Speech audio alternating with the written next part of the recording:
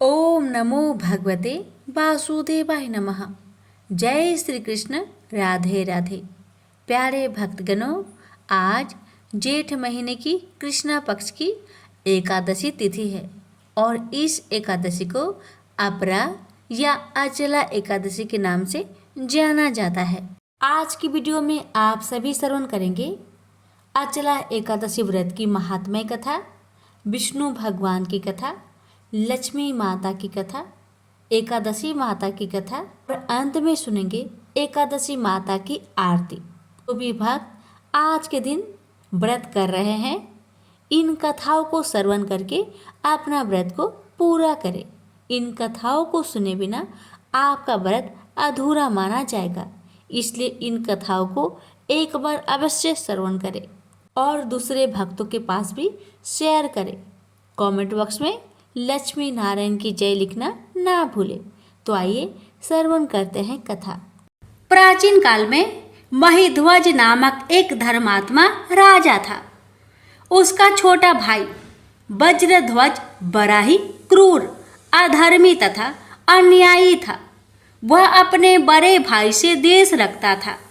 उस पापी ने एक दिन रात्रि में अपने बड़े भाई की हत्या करके उसकी देह को एक जंगली पीपल के नीचे गाड़ दिया। इस अकाल मृत्यु से राजा प्रेत आत्मा के रूप में उसी पीपल पर रहने लगा और अनेक उत्पात करने लगा। एक दिन अचानक धौम्य नामक ऋषि उधर से गुजरे।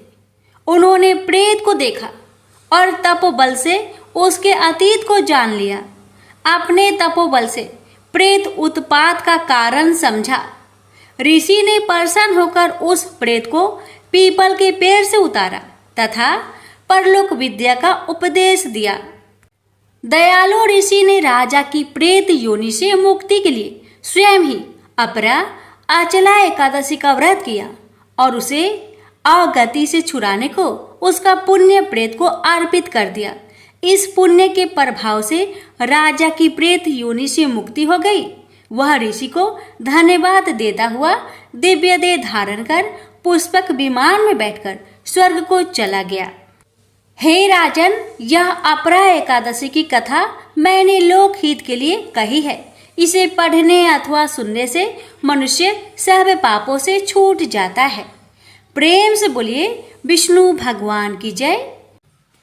दक्षिण भारत में स्थित कांचीपुरी में चोल वंशीय राजाओं का राज्य था। तत्कालीन चोल राजा भगवान विष्णु का बड़ा भक्त था। वह अनंत शयन मंदिर में भगवान विष्णु की पूजा राजकीय अलंकरणों से किया करता था। मूर्ति की श्रृंगारिक पूजा कर उसके मन में यह अहंकार भी पैदा होता था कि ऐसे दिव्य अलंकरणों से भगवान की श्रृंगारिक पूजा अन्य कोई नहीं करता। एक दिन वह पूजा करके उठा ही था कि इतने में उसके नगर का एक दीनहीन ब्राह्मण विष्णुदास हाथ में तुलसी तथा जल भरा कलश लेकर आया। पहले तो उसने भगवान को दंडवत प्रणाम किया, फिर कलश का जल भगवान के चरणों में उड़ेल कर तुलसी दल चढ़ा दिया। साथ में वह ओम नमो भगवते वासुदेवाय का मंत्र जपता जाता था। राजा खरा यह सब देख रहा था। ब्राह्मण के जल डालने से राजा द्वारा अर्पित पूजा सामग्री तथा श्रृंगार बह गया और भगवान के चरणों में रह गया केवल तुलसी दल। राजा को बड़ा क्रोध आया। कहने लगा, अरे दरिद्र ब्राह्मण, मैंने भगवान का कैसा श्रृंगार किया था। भगवान की यह मूर्ति कैसी राजकीय शोभा पा रही थी। तूने जल चढ़ाकर सब धो दिया और रख दिया तुलसी की ये जंगली पत्ते। ब्राह्मण राजा की क्रोध भरी बात सुनकर विनती करते हुए बोला, राजन, मैं दरिद्र ब्राह्मण हूँ। आप जैसे श्रृंगारिक पूजा का साधन मेरे पास कहाँ है। मैं तो जो कुछ पाता हूँ उसी को भक्ति भाव से भगवान के चरणों में चढ़ाकर प्रभु कृपा से सुखी हो जाता हूँ। अलंकरण, दिव्य पुष्प, फल आदि से गर्वित होकर पूजा करे या भक्ति भावना से प्रभु के आगे केवल विनीत होकर हाथ जोड़ दे, इससे भगवान को क्या लेना? भगवान को तो भक्ति और भावना चाहिए। महाराज, मुझे क्षमा करे। राजा ने कहा, तुझे अपनी भक्ति पर गर्व है? तूने कोई देव मंदिर बनवाया है? कभी यज्ञ दान तप किया है? भगवान को संतुष्ट करने वाला कोई भी काम तूने कभी किया है? ब्राह्मण ने कहा, हे राजन, मैं तो अपनी दीनहीन पूजा से इतना संतुष्ट हो जाता हूँ कि लगता है जैसे भगवान संतुष्ट हो गए। यह देव मंदिर आपका बनाया हुआ है। मेरी पूजा से आपकी श्रृंगारिक पूजा खराब होती है, तो मैं कल से अपने घर पर ही भगवान का मिट्टी का कोई विग्रह रखकर पूजा कर लिया करूंगा। यह कहकर ब्राह्मण चलने लगा तो राजा ने कहा, अच्छा तो भक्त ब्राह्मण, मेरी भी बात सुन ले। भगवान विष्णु किस पर प्रसन्न होकर पहले किसको दर्शन देते हैं, इसे सब लोग देखेंगे।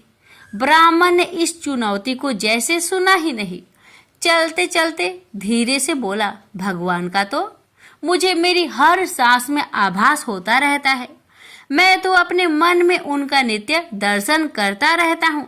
दूसरों से मुझे क्या लेना। ब्राह्मण अपनी कुटिया में चला गया। राजा राजमहल में चला गया।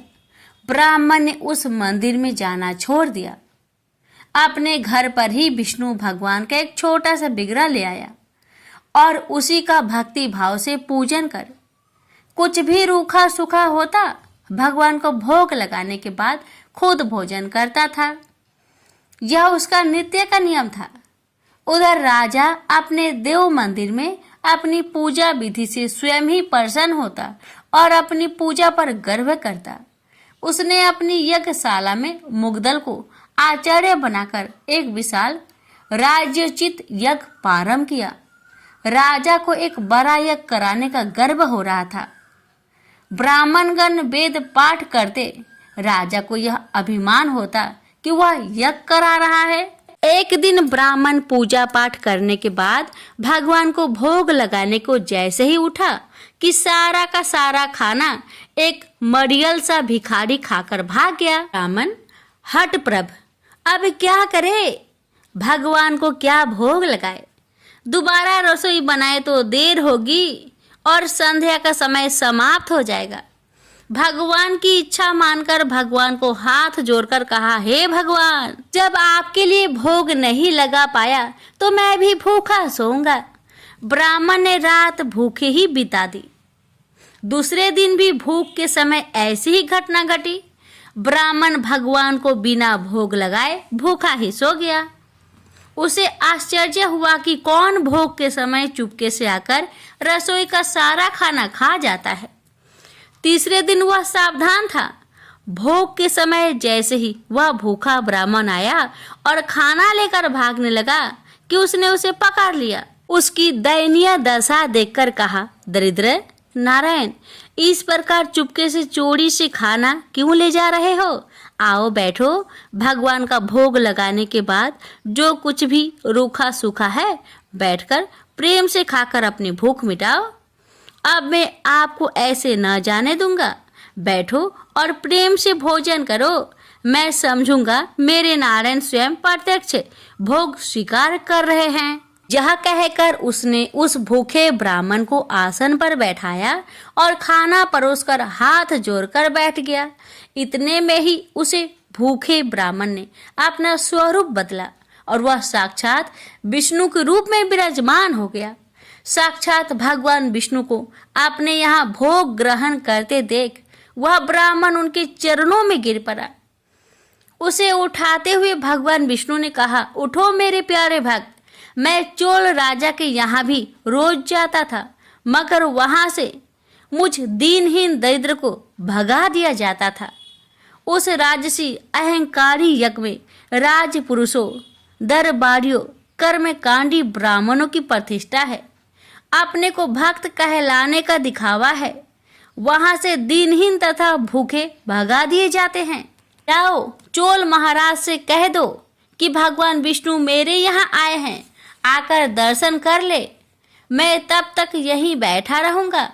ब्राह्मण गदगद होकर भागा भागा चोल नरेश के पास गया और कहा, हे राजन, भगवान विष्णु मेरे यहाँ बैठे हैं, चलिए आपको दर्शन देने के लिए बुला रहे हैं। यह सुनकर राजा हंसा, लेकिन महर्षि मुग्दल भगवान की यह माया समझ रहे थे। उन्होंने राजा से कहा, हे राजन, ब्राह्मण की बात सच मानकर चलिए, मैं भी चलता हूँ। भगवान की लीला निराली है, चलिए चलकर देखते हैं।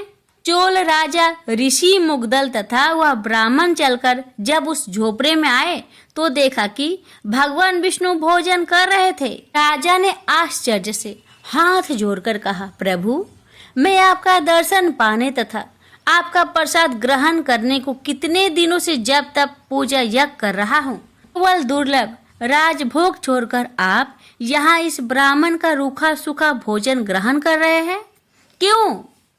भगवान ने हंसकर कहा, हे राजन, तुम्हारे पूजा अर्चना यज्ञ तप में राजसी अहंकार है, एक दिखावा है। इस ब्राह्मण की दरिद्रता में विनम्र भक्ति है, दिखावा नहीं, भावना है, विहल प्रेम है। मैं तो निरहंकारी भक्ति तथा भावना का भूखा हूँ, इसलिए यह प्रेम प्रसाद ग्रहण कर रहा हूँ। तुम्हारी पूजा अंत मरण की नहीं है, दिखावे की है। भगवान की यह बात सुनकर राजा को ज्ञान हुआ, जब तक राजसी वैभव से जुड़ा रहूंगा यह अहंकार बना रहेगा।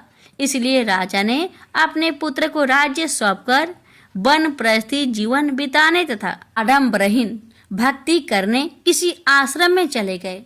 प्रेम से बोलिए विष्णु भगवान की जय। लक्ष्मी माता की कहानी। एक गांव में एक साहूकार रहता था। साहूकार के एक बेटी थी। वह हर रोज पीपल सींचने जाती थी। पीपल के वृक्ष में से लक्ष्मी जी प्रकट होती थी और चली जाती। एक दिन लक्ष्मी जी ने साहूकार की बेटी से कहा, तू मेरी सहेली बन जा।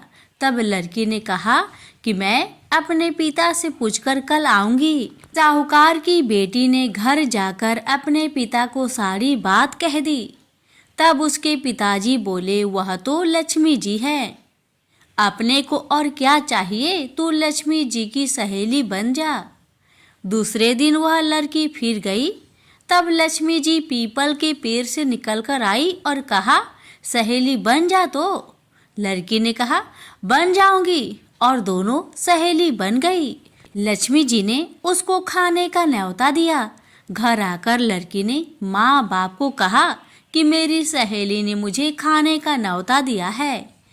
तब बाप ने कहा कि सहेली के जिमने जाइयो, पर घर को संभाल कर जाना। तब वह लक्ष्मी जी के यहाँ जिमने गई तो लक्ष्मी जी ने उसे साल दुसाला ओढ़ने के लिए दिया, रुपए दिए, सोने की चौकी, सोने की थाली में 36 प्रकार का भोजन करा दिया। जिम कर जब वह जाने लगी तो लक्ष्मी जी ने पल्ला पकड़ लिया और कहा कि मैं भी तेरे घर जिमने आऊंगी। तो उसने कहा, आ जाइयो। वह घर आकर चुपचाप बैठ गई। तब बाप ने पूछा कि बेटी, सहेली की यहाँ जिम करा गई और तू उदास क्यों बैठी है? तो उसने कहा, पिताजी, मेरे को लक्ष्मी जी ने इतना दिया, अनेक प्रकार के भोजन कराए, परंतु मैं कैसे जिमाऊंगी? अपने घर में तो कुछ भी नहीं है। तब उसके पिता ने कहा कि गोबर मिट्टी से चौका लगाकर घर की सफाई कर ले, 4 मुख वाला दिया जलाकर लक्ष्मी जी का नाम लेकर रसोई में बैठ जाना। लड़की सफाई करके लड्डू लेकर बैठ गई। उसी समय एक रानी नहा रही थी।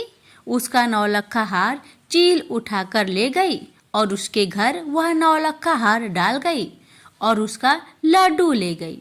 बाद में वह हार को तोड़कर बाजार में गई और सामान लाने लगी तो सुनार ने पूछा कि क्या चाहिए? तब उसने कहा कि सोने की चौकी, सोने का थाल, साल दुसाला दे, मोहर दे और सामग्री दे, 36 प्रकार का भोजन हो जाए इतना सामान दे। सारी चीजें लेकर बहुत तैयारी करी और रसोई बनाई। तब गणेश जी से कहा कि लक्ष्मी जी को बुलाओ। आगे आगे गणेश जी और पीछे पीछे लक्ष्मी जी आई। उसने फिर चौकी डाल दी और कहा, सहेली चौकी पर बैठ जा।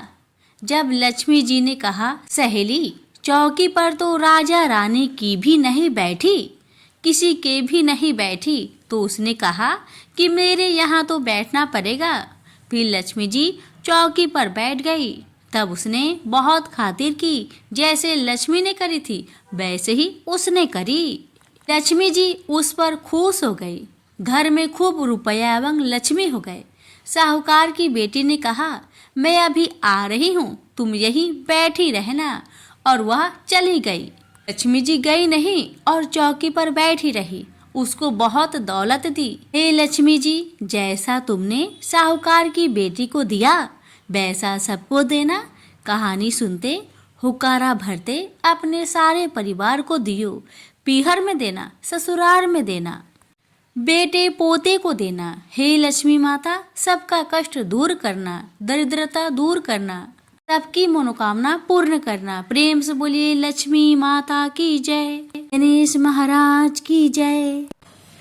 एक बार एक राज्य में एक राजा रहते थे। राजा बहुत ही बुद्धिमान और बलशाली थे। राजा सदैव अपनी प्रजा का बहुत अच्छे से ध्यान रखते थे। प्रजा भी अपने राजा को बहुत पसंद करते थे। राजा की 2 बेटियां थी। राजा अपनी दोनों बेटियों से बहुत प्रेम करता था।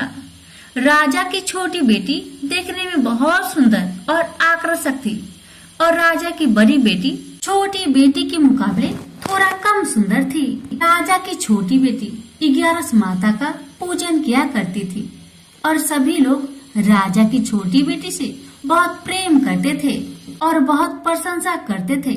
राजा भी अपनी छोटी बेटी को बड़ी बेटी से अधिक प्रेम करते थे, जिस कारण राजा की बड़ी बेटी अपनी छोटी बहन से बहुत नफरत करने लगी।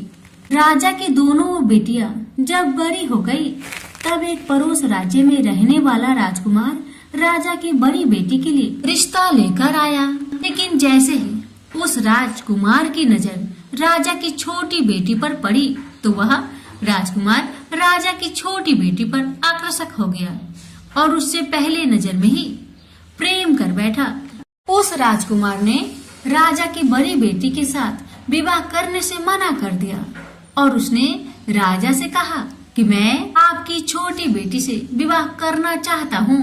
जिसके बाद राजा की बड़ी बेटी यह देखकर अपनी छोटी बहन से बहुत क्रोधित हो गई, और राजा की बड़ी बेटी ने अपनी छोटी बहन को अपना सबसे बड़ा दुश्मन मान लिया। राजा की बड़ी बेटी ने अपनी छोटी बहन से बदला लेने का निर्णय लिया, जिसके लिए उसने अपनी छोटी बहन को जान से मारने का प्लान बनाया। राजा की बड़ी बेटी ने अपनी छोटी बहन को मारने के लिए सबसे पहले एक लड्डू में जहर मिलाकर अपनी छोटी बहन को दे दिया और उसको लड्डू खाने के लिए कहा। लेकिन लड्डू खाने के बाद भी छोटी बहन को कुछ नहीं हुआ।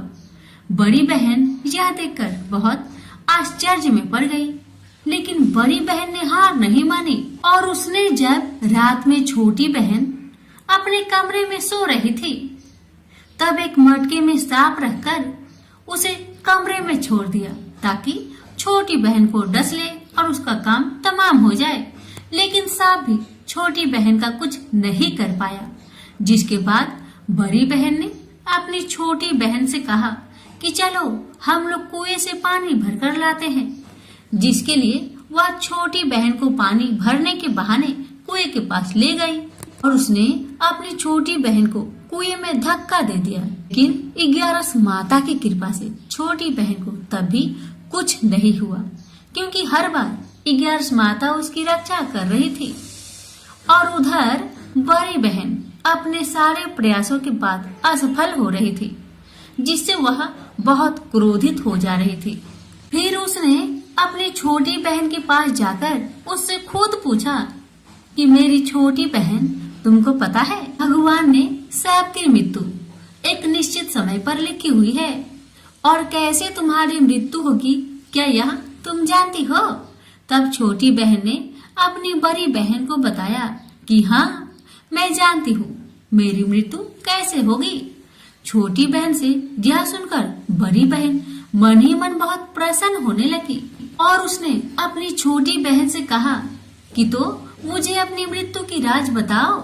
छोटी बहन ने अपनी बड़ी बहन से कहा कि मेरी मृत्यु तो एक तोते में है।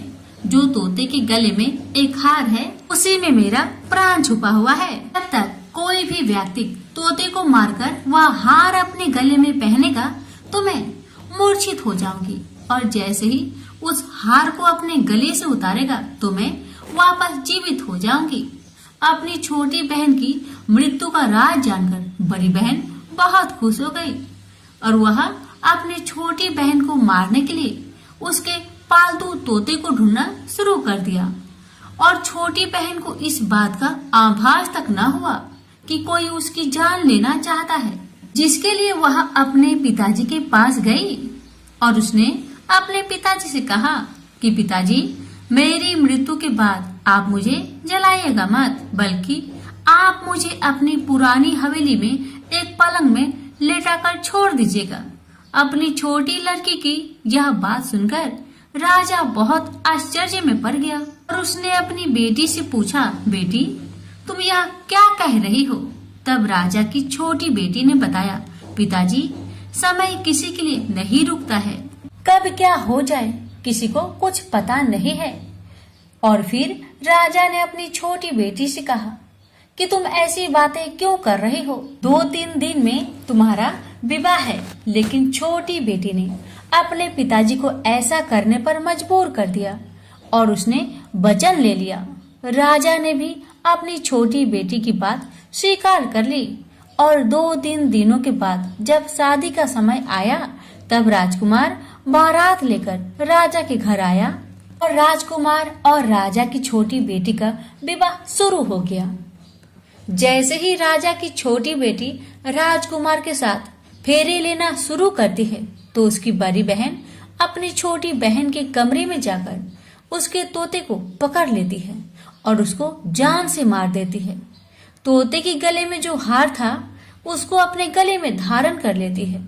जैसे ही बड़ी बहन उस हार को अपने गले में धारण करती है तो उधर छोटी बहन 3.5 ही फेरे ले पाती है और वह फिर बेहोश होकर गिर जाती है।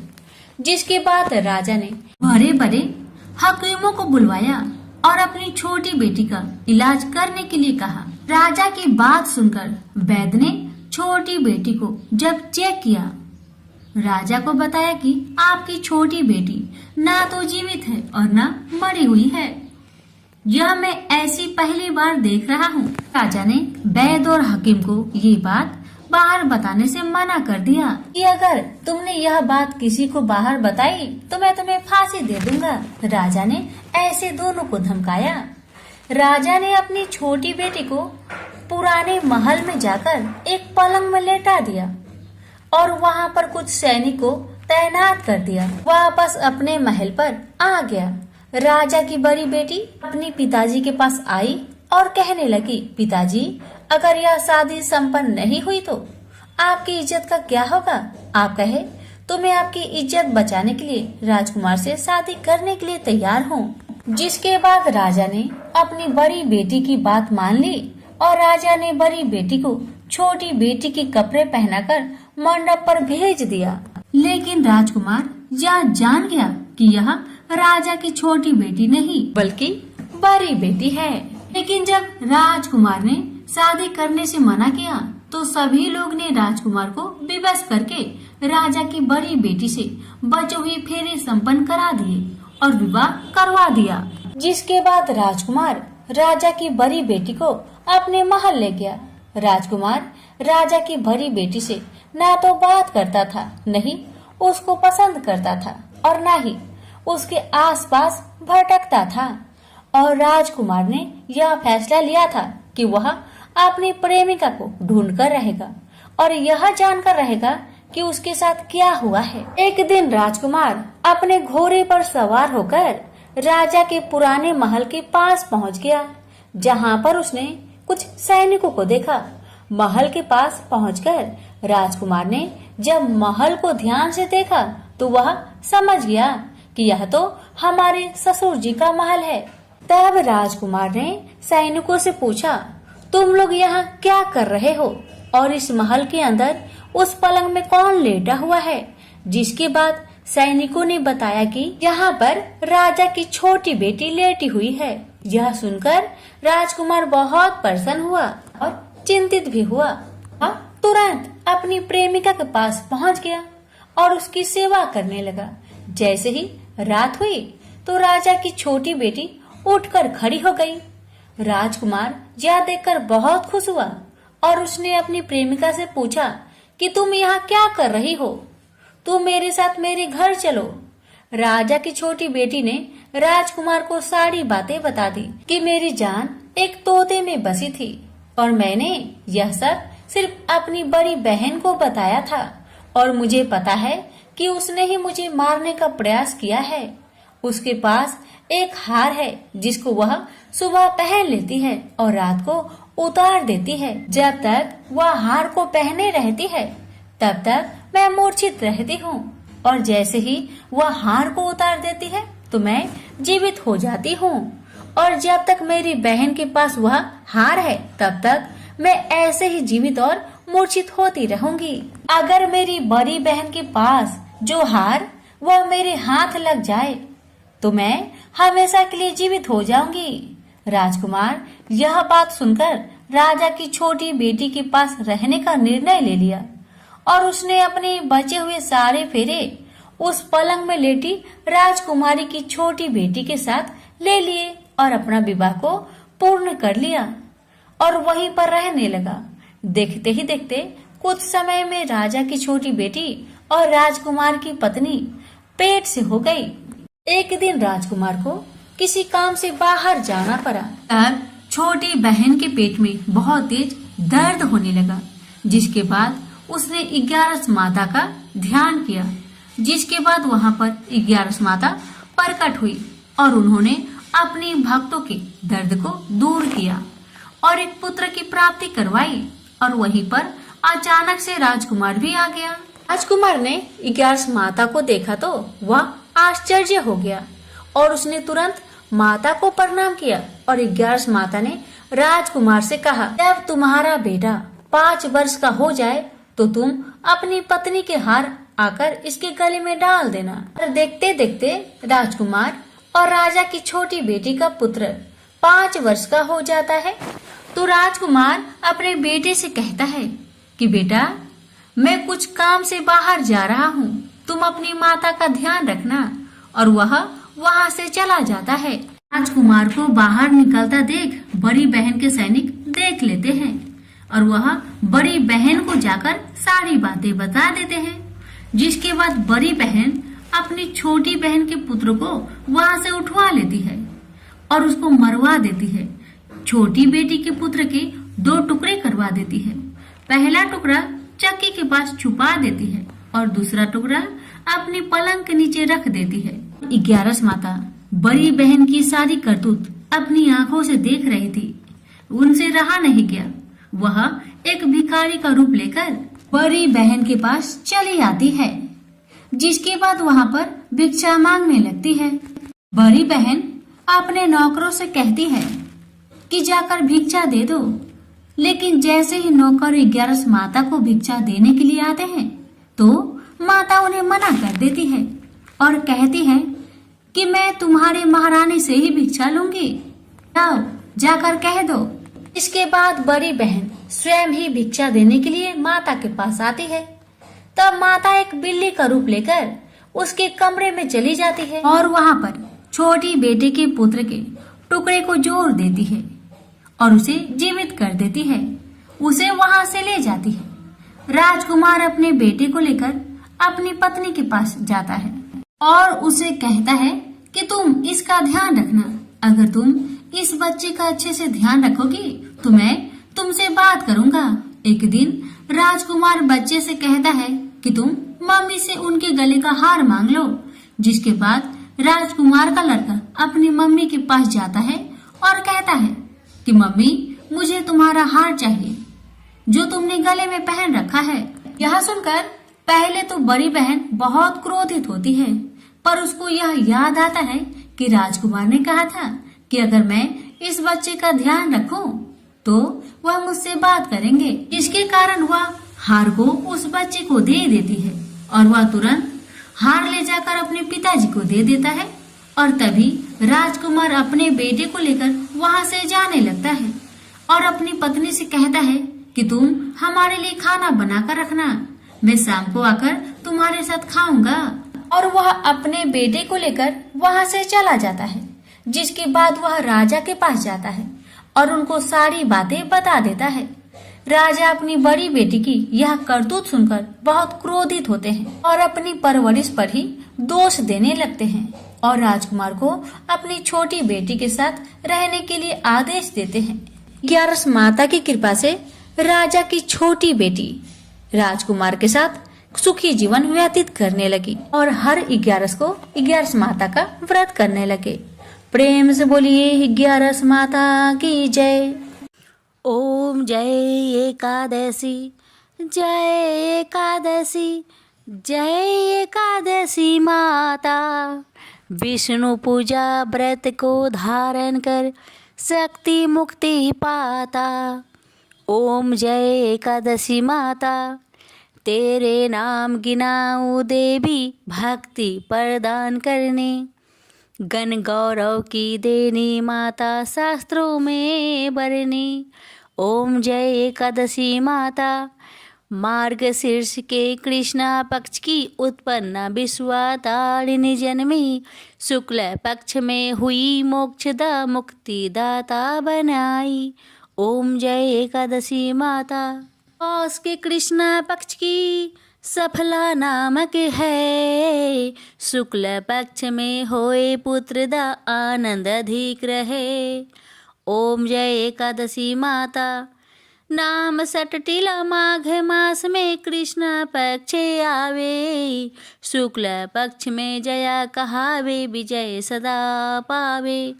ओम जय एकादशी माता, विजया फाल्गुन कृष्ण पक्ष में शुक्ल आमल की, पाप मोचनी कृष्ण पक्ष में चैत्र महाबली की।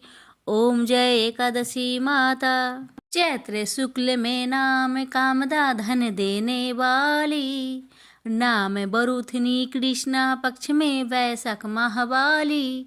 ओम जय एकादशी माता, शुक्ल पक्ष में होई मोहिनी अपरा ज्येष्ठ कृष्ण पक्षी, नाम निर्जला सब सुख करने कृष्ण पक्ष रखी। ओम जय एकादशी माता, योगिनी नाम आषाढ़ में जानो कृष्ण पक्ष करनी, देव सैनी नाम कहायो शुक्ल पक्ष धरनी। ओम जय एकादशी माता, कामिक श्रावण मास में आवे कृष्ण पक्ष कहिए, श्रावण शुक्ल होए पवित्र आनंद से रहिए, सावन शुक्ल होए पवित्र आनंद से रहिए। ओम जय एकादशी माता, जा भाद्रपदे कृष्ण पक्ष की परिवर्तनी शुक्ला, इंद्र आश्विन कृष्ण पक्ष में व्रत से भाव सागर निकला। ओम जय एकादशी माता, पापंकुशा है शुक्ला पक्ष में आप हरण हारी, रमा मास कार्तिक में आवे सुखदायक भारी। ओम जय एकादशी माता, देवोत्थानी शुक्ला पक्ष की दुख ना सके मैया, देवोत्थानी शुक्ल पक्ष की दुख ना सके मैया, पावन मास में करूँ विनती पार करो नैया, पावन मास में करूँ विनती पार करो नैया। ओम जय एकादशी माता, परमा कृष्ण पक्ष में होती जन मंगल करनी, परमा कृष्ण पक्ष में होती जन मंगल करनी, शुक्ल मास में होए पद्मिनी दुख दरिद्र हरनी, शुक्ल मास में होए पद्मिनी दुख दरिद्र हरनी। ओम जय एकादशी माता, जो कोई आरती एकादशी की भक्ति सहित गावे, जो कोई आरती एकादशी की भक्ति सहित गावे, जन गुरुदिता स्वर्ग कबासा निश्चय वह पावे, जन गुरुदिता स्वर्ग कबासा निश्चय वह पावे। ओम जय एकादशी माता, जय एकादशी माता। प्रेम से बोलिए एकादशी माता की जय।